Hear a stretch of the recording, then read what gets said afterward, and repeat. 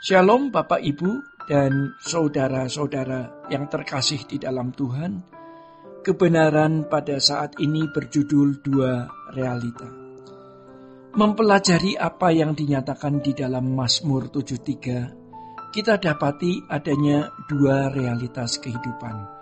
Yang pertama, bagaimanapun kita tidak dapat menghindari kesulitan hidup yang juga dialami oleh manusia lain pada umumnya.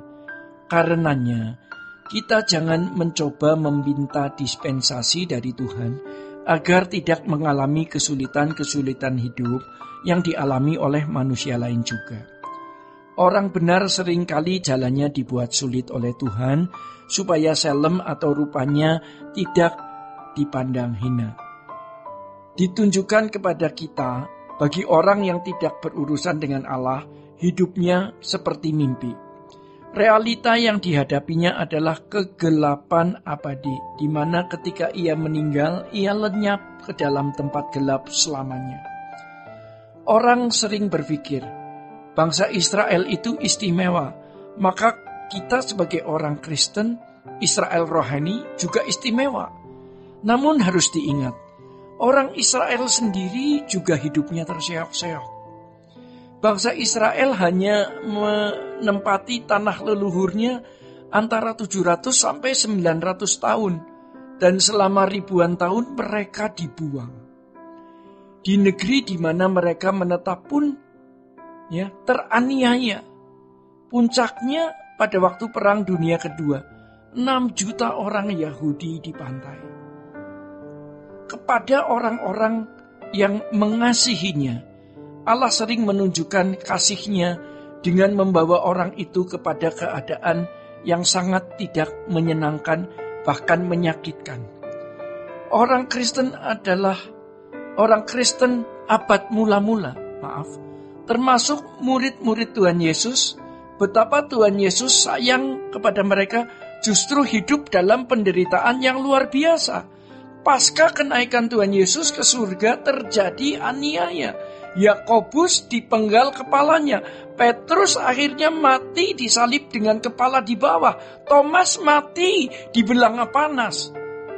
Tetapi penderitaan itu justru mempersiapkan mereka untuk memperoleh kemuliaan kekal.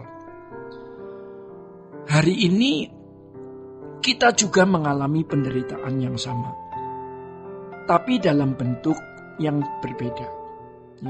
Bukan penderitaan fisik, melainkan penderitaan batin.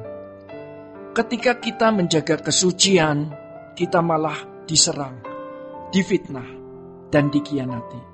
Yang kedua, di dalam pergumulan hidup yang kita alami, Tuhan membawa kita ke jalan-jalannya yang mempersiapkan kita masuk kerajaannya.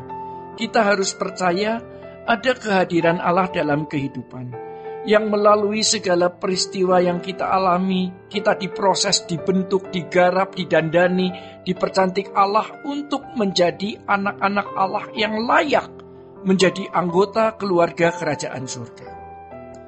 Keadaan-keadaan sulit yang kita alami dan bisa kita hayati, akan membuat kita bisa menghayati penderitaan orang lain. Membuat kita merindukan dunia yang akan datang, serta mendorong kita mengajak orang-orang untuk ke sana. Oleh sebab itu kita tidak perlu mempermasalahkan apakah yang kita alami itu menyenangkan atau tidak, menguntungkan atau tidak dari kacamata manusia.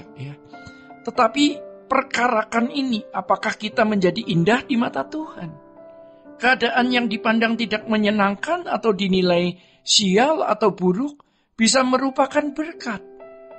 Dalam bahasa Ibrani kata berkat adalah berakah, yang artinya juga the power of life, kuasa hidup. Kuasa hidup bagi kita adalah bagaimana mencapai kesucian Tuhan dan layak menjadi anggota keluarga kerajaan. Saudara-saudara, itulah sebabnya selama hidup kita harus mengalami penggarapan. Karena itulah harta abadi seseorang. Tuhan Yesus berkata, apa gunanya seseorang memperoleh segenap dunia kalau jiwanya binasa? Keadaan sulit yang dihadapi oleh kekasih Allah adalah usaha Allah untuk mempercantik mereka, agar mereka layak menjadi anak-anak Allah, guna menjadi mempelai bagi Kristus. Tidak masalah, di bumi ini kita tidak dihargai. Tidak masalah, di bumi ini kita diremehkan, dihina, dicemooh, dan tidak terpandang. Akan tetapi dalam kerajaan surga kita menjadi orang yang keadaannya dimuliakan dalam pandangan Allah. Jadi kalau kita diperkenan Tuhan untuk menderita, terimalah itu sebagai realitas dan berkat. Jangan memandang dari perspektif yang salah. Ya. Saudara-saudara, keadaan yang sulit bisa menjadi seperti ombak yang menggiring kita ke pantai kehidupan. Dan di pantai itu adalah Tuhan, ya. Dan pantai itu adalah Tuhan. Itulah cara Tuhan membela kita. Ini adalah orang yang hidup dalam kawasan ilahi, di mana mereka akan terus memiliki kehidupan di hadirat Allah. Yang diingininya hanya Tuhan, ya. Sebagaimana yang dikatakan pemazmur, selain Engkau tidak ada yang kuingini di bumi. Sejak di bumi ia sudah tidak mengingini apapun. Hal ini bisa kita buktikan pada saat seseorang menghadapi maut. Apakah selama hidupnya ia sudah tidak mengingini apapun selain Tuhan, atau masih sibuk menggenggam dunia? Ada orang yang sedang berada di ujung kematian, seperti menggapai-gapai sesuatu untuk pegangan. Dia tidak bisa berpegang ke Tuhan karena tangannya banyak parang. Sebaliknya, ada orang yang begitu tenang karena tahu ada malaikat Tuhan yang menjemputnya. Sebab selama hidup, ia sudah mengosongkan diri. Saudara-saudara, inilah kebenaran saat ini. Tuhan Yesus memberkati. Sola Gracia.